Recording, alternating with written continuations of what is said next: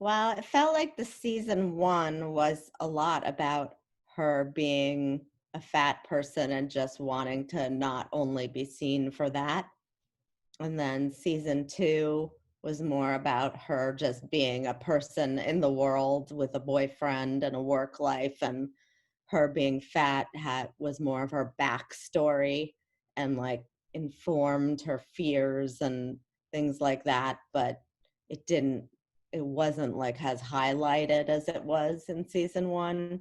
And then what we're working on now is season three, where she's like going to be dating a bunch of different people or various people, and that probably being fat is going to come up, body issues, more than it did before. We have 8 episodes, so we have different areas of the show: Annie and relationships, Annie and work, Fran and work, Fran and relationships, Annie and her body, Annie and her family.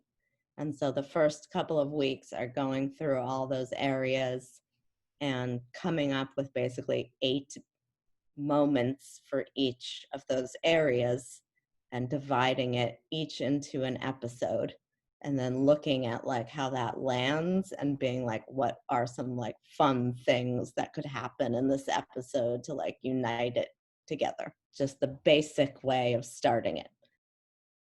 I mean, making sure that what you're doing you think is really funny, but it's also telling a story at the same time. So, I mean, like, sort of the perfect storm is when something's really funny, but like you don't really notice that it's like completely telling the story and at the same time.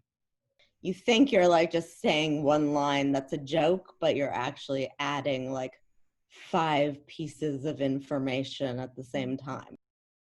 I think when people go on a set, you think, because you're like literally looking at a TV, that you're just watching TV and that it's somewhat passive, but it's actually like incredibly active and like thinking of jokes, thinking of like, is this information landing?